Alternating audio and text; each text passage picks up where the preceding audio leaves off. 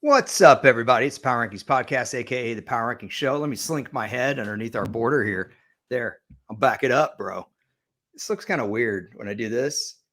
Looks fun. I look like I might have a cone head. Did you ever see Coneheads? I did. Dan Aykroyd? Yeah. Are you a Dan Aykroyd guy? Oh, yeah. You have a favorite? The Great Outdoors. Ah, that's right. He is in The Great Out. You love that movie. It's one more of my than favorites. Anybody I know. Is it better than Planes, Trains, and Automobiles? Because I know that's a favorite.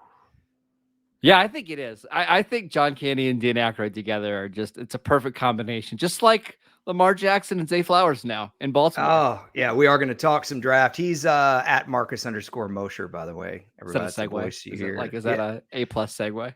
Not really, because I'm about to go right back. Okay. You did turn me on to Planes, Trains, and Autumn. What if I just said you did turn me on? There you go. That's going to be a nice little cut. Yeah. To Planes, Trains, and Automobiles, that it's really our only Thanksgiving movie. Mm-hmm. Like, I can't think of another one. And so I watched it recently after you told me that. And that's a really good movie. And I had also forgotten that John Candy was in that polka band in Polka. Had some big hits in the Midwest. Yeah. Yes. Why do they just call it polka cubes? That's a math joke, everybody. All right. So a lot of things to get to here. Marcus and I were talking offline about different moves and different things. But look, the headliner was the 2023 draft, the first round. And this is Marcus's sweet spot. He watches these guys all year round. He watches tape with his brother with a charcuterie board and some really bad beer. And that's what they do. And so I'm going to get Marcus's take. I have some takes actually on the first round, especially from the team perspective. That's a little bit more my sweet spot. But before we get into any of that, one overarching thought about this draft, just anything so far. I thought running back value was slowly fading away, and that it'd be very rare to see running backs ever drafted inside the top 10, 12 picks. Mm-hmm. I was wrong. We had not one, but two running backs selected inside the top 12 picks. Bijan Robinson going 8 to the Falcons. Jahmyr Gibbs going to the Lions at number 12. And it sounds like Gibbs could have even went higher. The Lions were seriously considered drafting him at number 6. Wild stuff. You know, what's interesting to me, man, or one of the things that I noticed, it's a little bit more on the, periphery here, but the venue looked nice, like they've been doing these, I went to the draft when I was in Chicago and of course at Radio City Music Hall, but they've been to Philadelphia, Nashville, was it Cleveland? Wait, Philadelphia, Nashville. I'm trying to think of all the places they've been. They were in Dallas one year. They were in Cleveland one year. Yep. Yeah. So I thought it looked nice. It was pretty Roger cool. Goodell's basement one year. Yeah, I know. Right. I watched with a friend of mine and she kept commenting. She's like, this looks really cool. Like visually, she wanted to watch the end of the Hawks Celtics game though. So I had to miss a couple of picks. Wasn't real happy about that. Just so y'all know, the Hawks couldn't get an inbound pass right at the end of the fourth quarter. Yeah, it was crazy. Anyway, Celtics won the series 4-2 for all you following along at home. As far as the first round, though, man, let's talk some winners and losers. We'll start on the plus side. Let's, 3 teams that you think, man, knocked it out of the park. We usually don't like to give New England a lot of credit for what they do in the first round. You like to laugh at them a little bit with how bad they are at drafting, but I thought they crushed it. Christian Gonzalez from Oregon, I thought was the best cornerback in this class. And I think you can make an argument that he was the second or third best defender in this class. New England traded down from 14 to 17, picked up a 4th round pick and added Gonzalez to a secondary that kind of needed a player like him. I thought New England absolutely crushed it. And a lot of corners off the board in the first round. Corner was highly valued in this year's draft, and it should be. I did remark to Marcus last night. We just had a quick chat, and I was like, hey, there's not even the best safety in the country is off the board yet. Nope. So that's probably going to happen in the first 5 picks of the second round, first 5 picks of the second round. I have an idea in a second who I think should move up to get that guy. We'll get to that. Okay, team 2 knocked it out of the park. Philadelphia Eagles, right? You get You took mine. arguably, you get arguably the best player in the class in Jalen Carter. You pair him with his mentor, who he's even said has been his mentor, Jordan Davis, who they selected last year. You add him to a defense that drafted Nakobe Dean from Georgia last year, and you grab Nolan Smith, an edge rusher who runs in the 4.3s at pick number 30. I mean, Philadelphia is the best team in the NFC, and they just added 2 more elite level players in this draft. Man, I mean, you took everything I wanted to say right out of my mouth. So I'll just add this differently. Back in like February, Marcus and I talked about, way too early Super Bowl pick for next year. And I had San Francisco, Cincinnati for next year. Not anymore. I got Philadelphia over Cincinnati as my Super Bowl pick right now. I think this was a Super Bowl winning first round for them. I think they had the best team in the league, period, roster wise right now. But if there is an Achilles heel on this team, we talked about it. You brought it up a few weeks ago. It's the safety position. And I think, Marcus, it behooves him. What are they at? Pick like 61 or 2 of the second round? Yeah. Move up.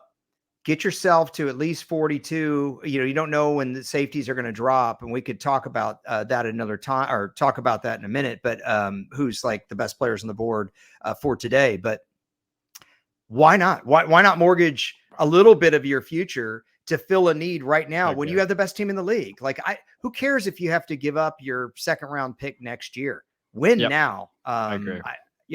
Okay. Third team that knocked it out of the park. A lot of teams that I really like their draft, but I'm going to go to the Baltimore Ravens. First of all, getting Lamar Jackson signed to a 5-year contract before the draft, it didn't even matter what they did. They crushed it, right? Like, getting that whole thing settled, getting him to agree to a deal, knowing that you have him for the next 5 years is a major win. 5 years, 260, I think 185 guaranteed, something like that. Here's the thing, Elliot, right? Like, if I told you Lamar Jackson, he's going to be under contract and he's going to be somewhat healthy, we've seen for the last 3 years when Lamar's playing, that team is as good as anybody else in the AFC, right? So it's hard to view the Ravens as anything but a contender. Now that Jackson's committed, the Ravens believe in him. And then, oh, by the way, you grab Zay Flowers, who I thought was the second best receiver in this class, who I think is dynamic with a ball in his hands. I think people need to remember that Greg Roman is not running this offense anymore. It's a Todd Monken offense, which is going to be spread out, receivers all over the field. You have Odell Beckham. You have Rashad Bateman. You sign Nelson Aguilar. Now you bring in Zay Flowers. You have Mark Andrews. You still have the running game. I think this offense just got a lot better in one offseason.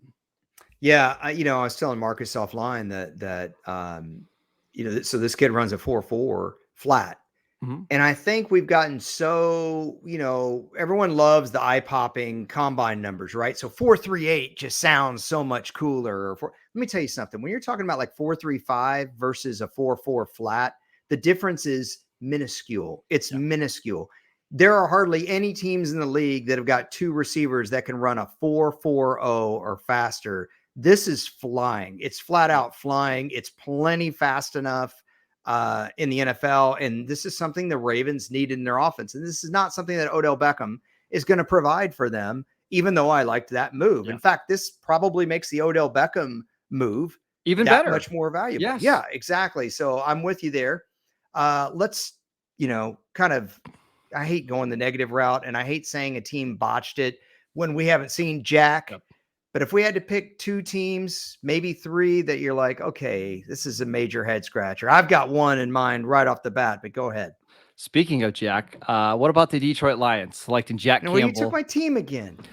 All right. So I just want to preface this by saying, I think the 2 players that Detroit picked are awesome.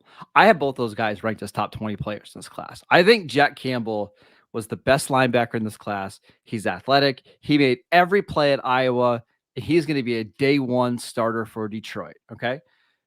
Gibbs is a 4.34 running back who led Alabama in receiving yards last year. And he's a weapon out of the backfield. I think he is, in my mind, there was not a big gap between Bijan Robinson and Jahmyr Gibbs as prospects.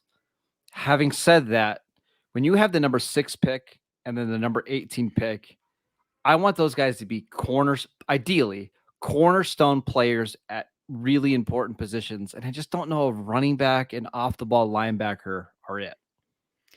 I don't mind the off the ball backer pick only because we are talking 18 here. It's one of those kind of cusp picks, isn't it? It's not a playoff pick, but it's also not like the top 12. And I feel like the top 12, you've got to nail those picks in the NFL. Once you get to the back 20, it's a little different in terms of the value. We see that with how much it costs to trade up and whatnot. I also, and this is kind of a question for you, of all the players in the first round, who's the guy most likely to start and be effective opening day? It might be this off the ball linebacker. 100% agree. He's going to be a good player for them from the moment he steps on the practice field. Right. And if you're in a weaker conference, which Detroit is, and you're in a division that's weaker, which Detroit is, whoops, I got so excited I knocked my camera off about this. But, I just think that you might take a chance, not take a chance, but this is not such a bad pick. But the running back at 6, man, I'm with you, Marcus. I thought of you because I was like, man, you talk about the two positions Marcus could care the least about. These are them. Yeah, I think it's just Detroit had such a unique opportunity with this loaded of a team to grab two high impact players at important positions. And I don't think they did that. So I don't hate the players at all, but little bit. I hate the game, bro. Yeah, a little Sorry. Bit. Yeah. Well, okay. So I'm with you on the Lions. That was my first team. I'm going to just throw one out at you, the Falcons. For a lot of the same reasons, right? Like you have a top 8 pick. Your roster's good at some spots, not great at others. That probably needs to be a guy that's ideally like an 8 to 10 year starter at one of the money 5 positions, whether that's quarterback, offensive tackle, wide receiver, cornerback, edge rusher.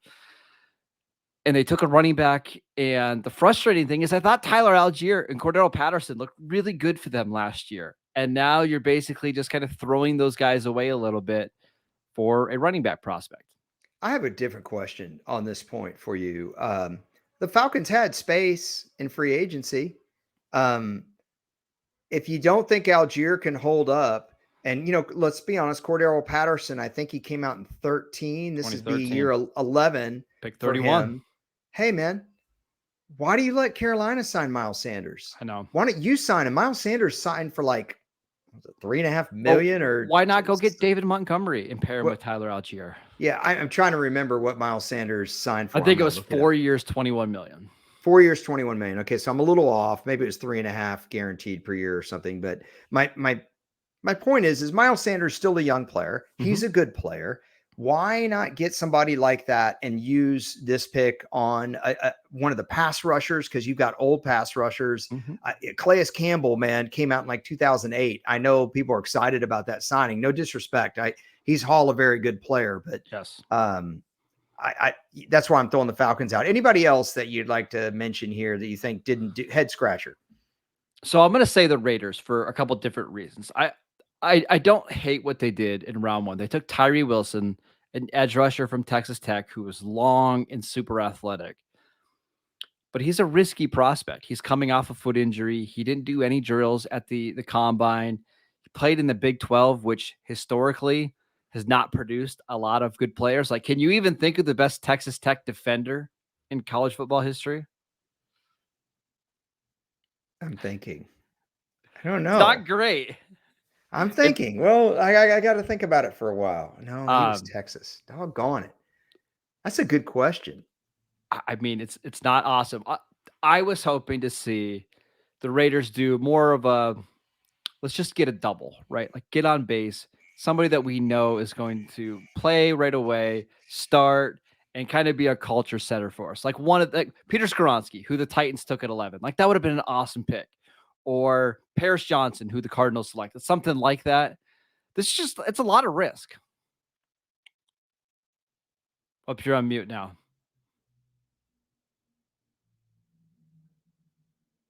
Every time I go to check Pro Football Reference, it mutes my mic. I don't know what kind of glitch is that. I want to Pro Football Reference have something where you can look up the college, and then it'll show you every dude. I went to Texas Tech because now you're making me wonder who the heck is the best defensive player to ever come out of Texas Tech. I could name you a slew of offensive players that came out of Texas Tech. Yeah. Bam Morris, Michael Crabtree, Patrick Mahomes.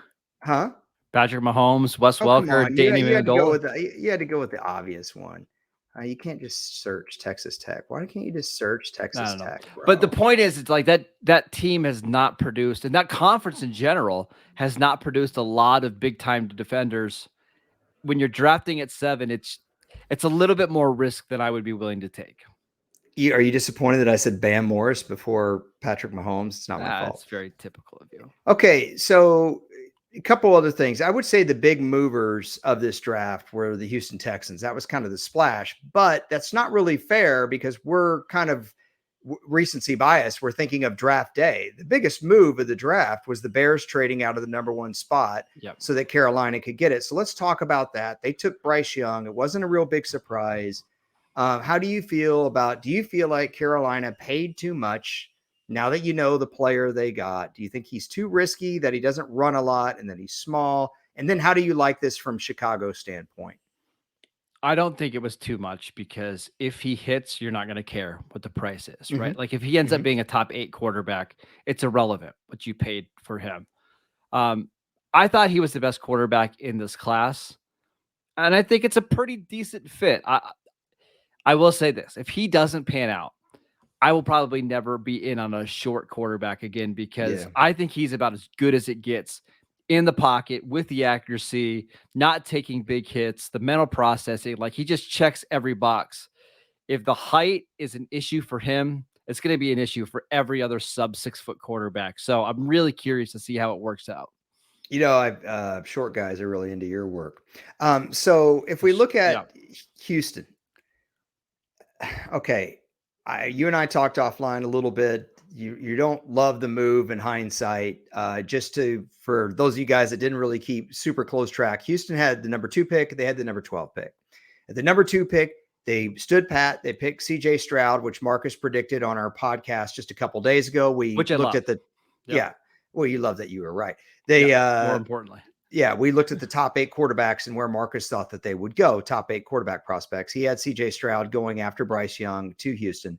And I posed the question, like, why not just take a quarterback at 12 or for the one that falls, or take the guy you want, Will Anderson at number 2, and trade up from 12? Well, they kind of did that, kind of in a way. They did take the quarterback at 2, but then they traded up 12 to 3, 9 spots, and they paid a lot for it. First of all, I love what Arizona got in the deal. And then Arizona hardly had to pay anything to move back up 3 spots. So I think the Cardinals were actually a winner in this draft, right? I mean, the Cardinals got a 1st-round pick next year. They got a 2nd-round pick. I think there was a swap of a 3rd and 4th. But from Houston's standpoint, you didn't like it because you felt like this is a team that could put itself in position to get a generational talent next year. And they traded away that firepower potential by giving away next year's 1st-round pick. So there's 2, what Marcus calls generational talents that are going to be available at the top of the 1st round next year. Houston's not going to have a 1st-round pick, at least we think, well, they don't have their own. They do have Cleveland's, which is an important part of this, right? So they'll still be able to upgrade their team. But Cleveland's not going to stink, man. No, I think Cleveland's going to win 9 or 10 games. So what's the worst Cleveland's going to do this year? Probably 7 and 10? Yeah, probably. So you're talking about maybe a top 14 pick. Or 12 at best. Yeah. Okay. Let's start with this. I love the pick of C.J. Stroud at 2. I think he actually fits that offense really well. You needed to take a quarterback. 0 issues at all. I give that one an A++, right? Great. I think Willie Anderson, I had Willie Anderson as my number 1 player in this class. He's the best edge rusher that I've seen come out of college since Myles Garrett. He checks every box that you want from production. He's the all-time SEC sack leader. He had 26 tackles for a loss in the season. He's great competition. Setter, everything, right? So again, the pick itself is A++. It's just how much you had to give up. Going from 12 to 3, so giving up pick 12, and then all the other stuff on day 2 and 3 was a lot. But to give up your next year's one was just too much for me because you look at that conference, right? And it's not hard to think that Houston's going to be one of the bottom 3 teams in the conference. And if you happen to end up with one of those top 2 picks next year, and you don't need a quarterback because you have CJ Stroud, you'll be able to trade that guy for 3 first rounders and multiple starting level players. I think I just would have held on to that asset no matter how much I love Will Anderson. I just don't think Houston's going to have a bottom 5 record this year. I look at their division. The Colts are weak. The Jags are the best team in the division. They're okay. They're okay. I think the Texans can split with them. Texans already did split with them. Texans beat Jacksonville in Jacksonville last year. Tennessee is not stronger. So could Houston easily split in their division? Yes. That's 3 wins right there. I wouldn't be surprised if they do better than that. I love the D'Amico Ryans hire. And I think it's a tough message to send to your locker room, which is kind of what you're doing if you're basically, if it kind of gets released to the press that, yeah, we didn't want to make that move because we just don't want to give up our first round pick next year. It just, people will understand what that means. And you're basically telling these guys, hey, yeah, go out and play hard for me. I'm a brand new coach who comes from a winning culture. But hey, wink, wink, nudge, nudge. We're probably going to win 3 games. And but you need to also do some self-scouting, right? But that's the part. Like, you look at your roster and it's like, are we a team that could potentially have a top 5 pick next year? And if the answer is yes, you have to value that pick that way. So Houston obviously doesn't think they're going to be that. They think their pick is more likely to be in the teens. I disagree. We'll see.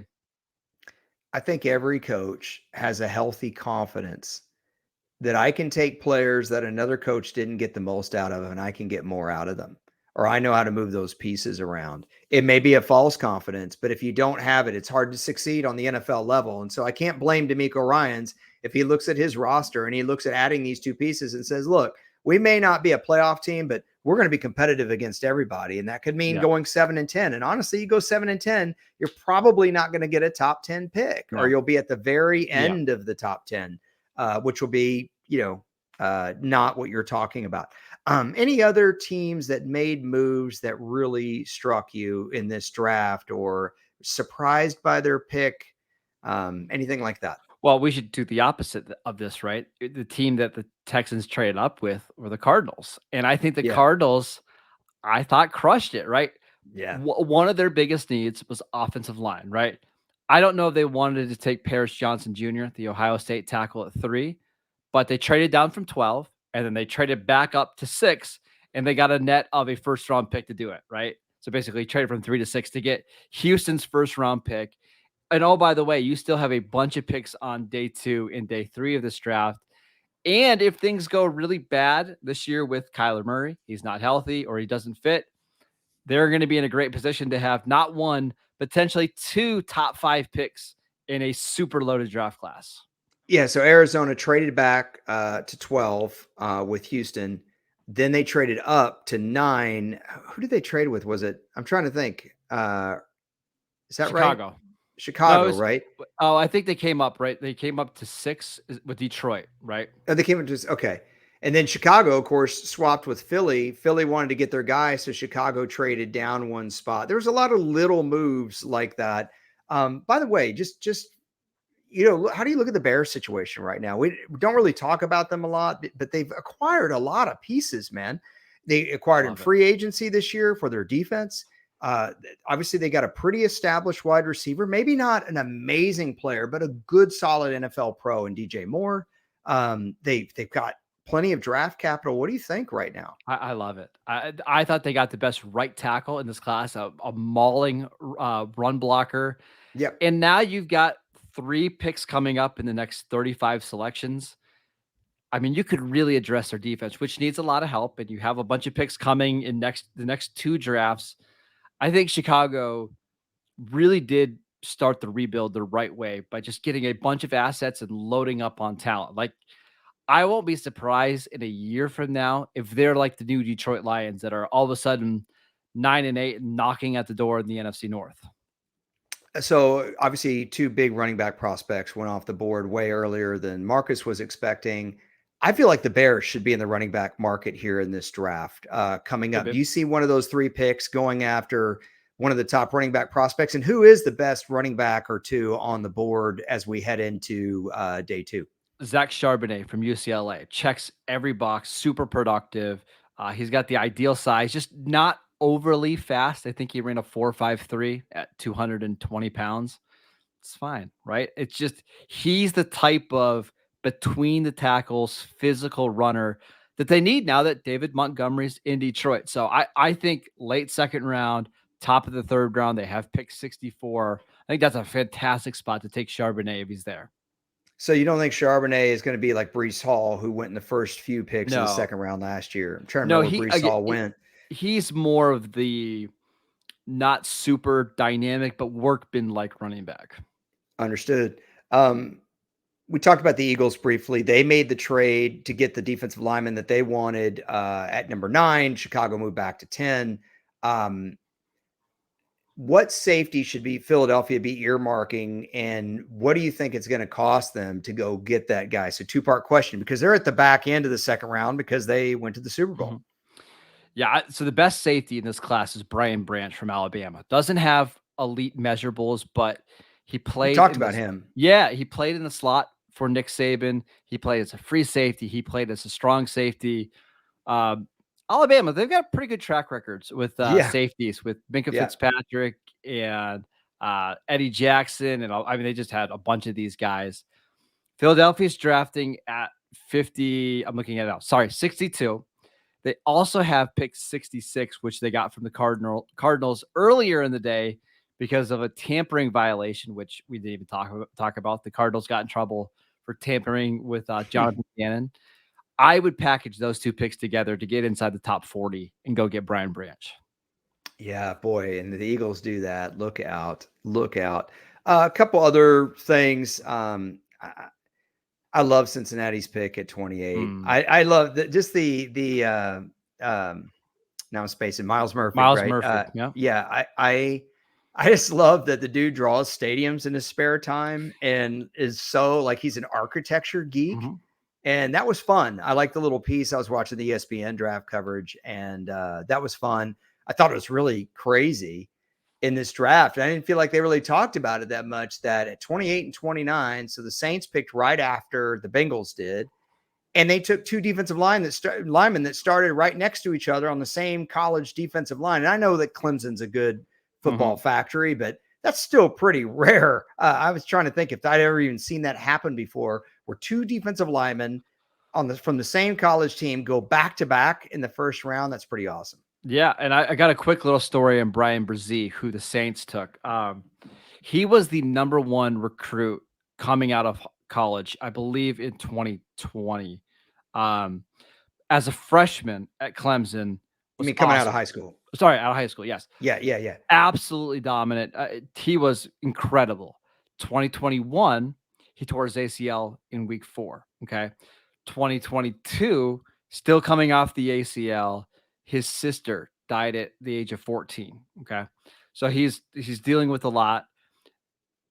After his sister died, 7 days later, he goes into the hospital with a kidney infection that's so bad that he gained 40 pounds of water weight in 2 days as the doctors were trying to flush out his kidneys. 2 weeks later, he's back in the field playing at like 335 pounds. Never really looked the same until the end of the year, but he was finally able to shed all that water weight. If he would have stayed healthy, he would have been a top 5 or 6 pick in this class. You're just hoping that he can get back to that 2020 form that we saw, because that's a dominant player. Well, both of those guys seem like they have great attitudes, both of them. And I mean, I saw Murphy was like, 6'5", 270 and runs up 4.53 as an edge rusher. I mean, man, you're running 4.53 at that size. Yep. Now, of course, there's a lot of other things. Really, 40 time is not that important for an edge rusher, but that's still just impressive. And he's long. That's the other thing is we've seen these edge rushers for Cincinnati work out like Sam Hubbard, right? They want these long, athletic guys that can play the run, that can play up and down the defensive line. This is a perfect landing spot for him. And again, when you're drafting players from Clemson, these guys have played big time competition. Yep. You know, you're not worried about that. One of the things, speaking of competition, I heard this. I like to listen to Sirius XM's draft coverage with Pat Kerwin and the guys for part of the draft, and I watched some of it on TV. And I was listening to Pat talk about Bryce Young, and I think he made a really good point in regards to competition, that even though Bryce Young's weapons may not have been as good as some of the other quarterbacks have had, and that's a point you made to me. Yep. Every time Bryce Young went out there, his guys were better than the other guys. I don't mean his weapons, but I just mean the whole team. He didn't have to put up as many points as other quarterbacks because of his defense. His linemen are going to be better. Just overall, Alabama's got a better program. Do you think that can be a hindrance in the NFL? I mean, it can be, right? But you also don't want to have to develop hero ball habits, which some of these quarterbacks do that come from worse schools where they're the best player, right? And now you have to feel like, hey, I've got to try to make this risky throw because otherwise we're not going to win. I've seen that happen far too often, and it actually becomes a negative thing. I think Bryce Young is a good combination of he's confident, but he's not cocky. He doesn't play outside of himself. He knows what his teammates can and can't do. I think it's going to work. All right, you want some more rapid fire here? Sure. Rapid Yes. fire Marcus questions. I love it. Colts, knock it out of the park or questionable? Love it. I think one of the themes of this draft is that a lot of these super talented players went to systems I think can develop them. I think Anthony Richardson with Shane Steichen is a perfect fit. Should we be talking about the Seahawks more? Yes. I mean, they are easily one of the top 5 teams in the NFC right now, and with the weapons that they have and the defense that I think is going to get better throughout the draft. Remember, 2 second-round picks today. They're coming. Team that nobody is talking about their first-round pick for whatever reason, whether it's Pittsburgh. Who's the team or the pick that you just feel like, man, why isn't anybody talking about this as a good pick? I'll stay with Seattle. Devin Witherspoon at 5. It seems like a little bit of a reach, but man, he plays hard. Yeah, and he's so aggressive. He's the perfect guy to have opposite of Tariq Woolen, who's he gambles a little bit more high variance. We need like a little buzzer every time we say that, but a perfect number 2 cornerback opposite of Woolen. Do you think the Super Bowl champs got legitimately better, or do you question their pick at 31? It felt like a single to me, like a good player that they're going to throw in their defensive line, but it's not changing my opinion like the way Philadelphia's draft went. Yeah. I mean, well, it's also hard. I mean, Philadelphia traded up from 10 to 9, got the best probably overall athletic prospect. Would that be fair? Yeah. I just like the guy that Philadelphia drafted at 30 twice as much as I like Felix at 31. Interesting. Okay. So as we head into day 2, what are you most intrigued by? Are you most intrigued by what teams are going to move up? I've already said it, but I am really curious if Philadelphia is going to move up and grab the best safety they can, because if they do, man, I just think they're going to be a juggernaut, and they're going to go 14-3 at the worst. Yep. What are you looking ahead to? With anything? How about your Houston wide receiver if he goes at the end of the Tank night? Dell. That'd be really exciting. I'm looking at Tank Dell. Yeah, I'm looking at Michael Mayer, the tight end from Notre Dame. I think people are overthinking him a little bit. He ran a 4.70 at 250 pounds. He's not super explosive. He's not super dynamic after the catch, but he's Notre Dame's all-time receiving leader. He was productive at 18 years old at Notre Dame. And since 2000, we've had 18 tight ends drafted from Notre Dame, and he's by far the best of them. I just think he's an awesome throwback player that I think is going to get gobbled up pretty quickly tonight. I want to mention a team that we haven't talked about at all. Buffalo took the tight end in pick number 20. Dalton Kincaid at pick 25. Do you think Dallas might have wanted him? I wondered that really when he went off the board. I thought, boy, how much inside information are we allowed to give out? So they did. Let's do it. Hey, I don't care. It's Friday. Yeah. Dallas wasn't going to draft him. It was a smoke screen the whole time.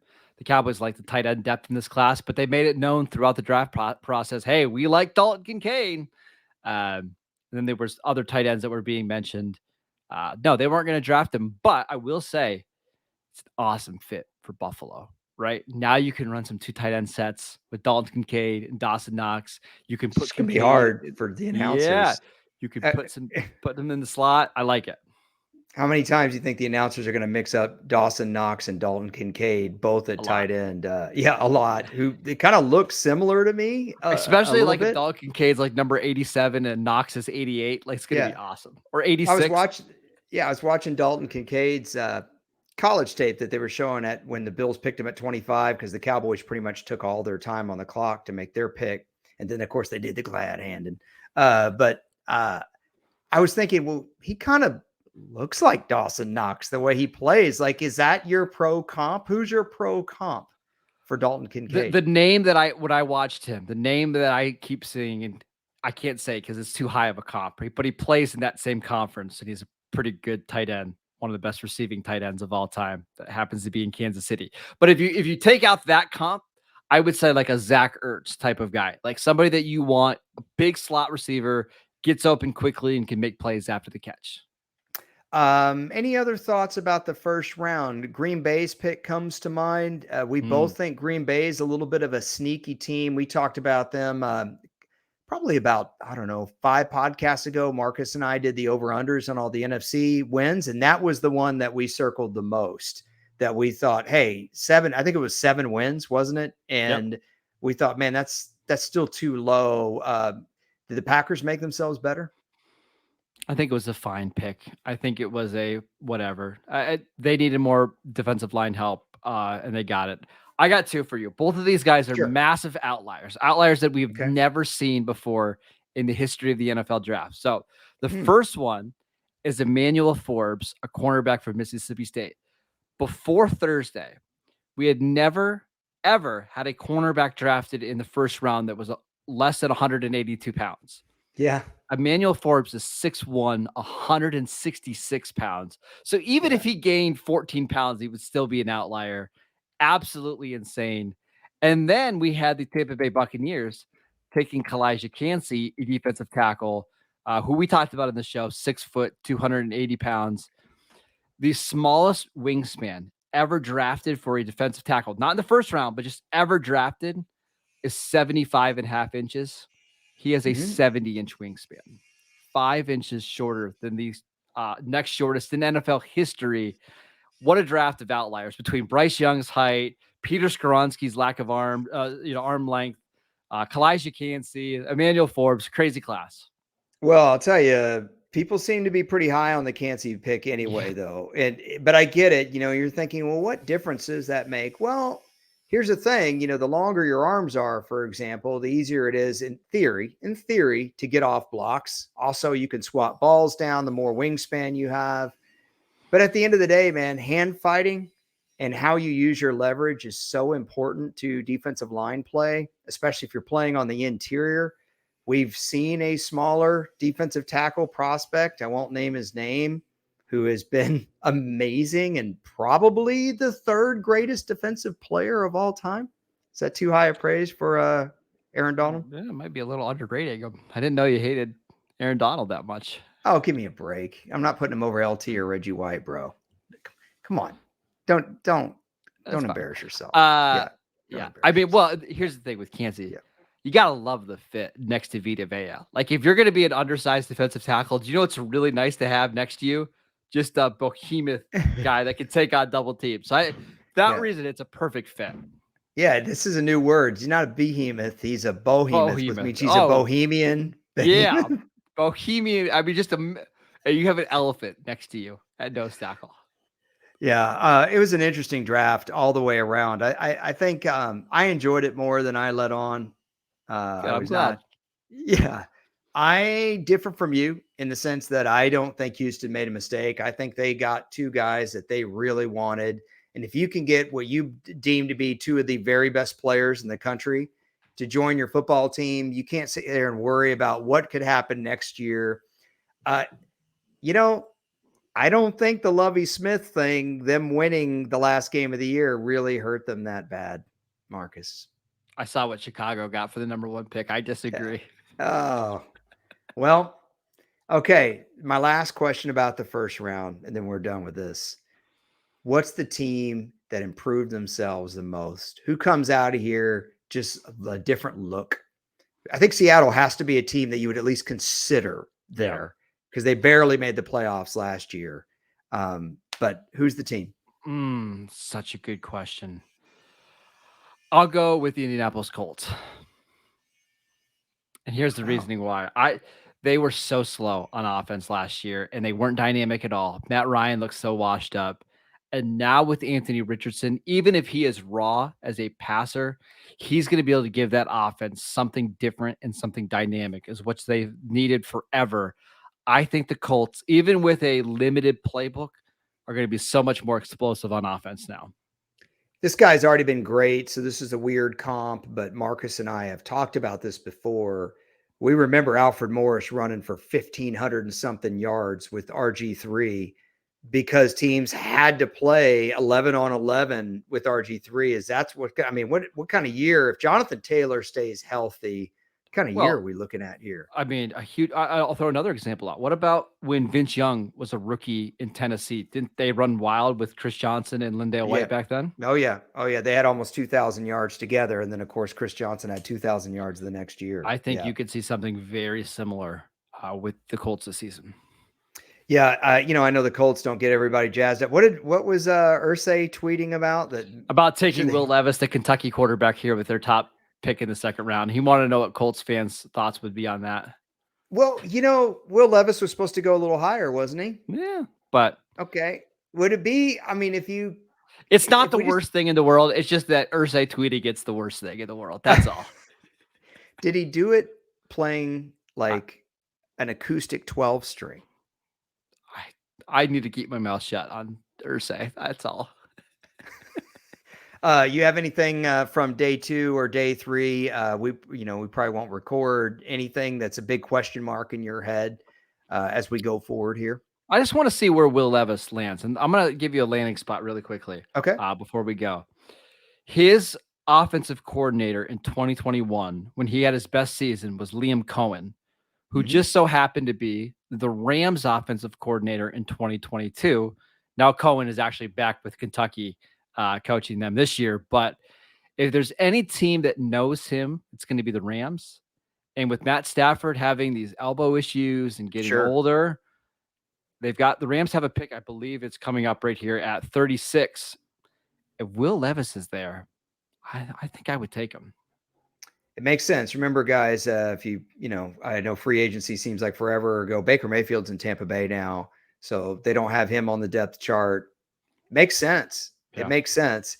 But there's always a quarterback that drops in a draft, and people wonder why. I still remember being at the draft, and everyone was like, "Man, when's Matt Barkley going to go?" Because people were talking about Matt Barkley as a first round pick, a high first round pick, and I'm trying to remember exactly where he went. Fourth round. Fourth round, wasn't it? Yeah. Yep. So, this always happens. I don't think Will Levis will make it that far, but he may fall down. You never know. He may fall to the third round. Obviously, we will see that, but we appreciate you guys sticking with us. A little bit longer podcast. We hadn't done one of these in a while, over 40 minutes. So you're probably tired of us by now. But if you're not tired of Marcus, you can catch him at Locked On Cowboys. He hosts that with Landon McCool. They'll be breaking down the Cowboys picks. Cowboys got a defensive tackle, which was the right move. It's what I told Marcus they should do, by the way. Marcus also writes for Pro Football Focus, and he covers the Raiders for Raiders Wire. He's at Marcus_Mosher on Twitter. I'm at Harrison NFL on Twitter. We appreciate you guys and hope you're really enjoying the draft.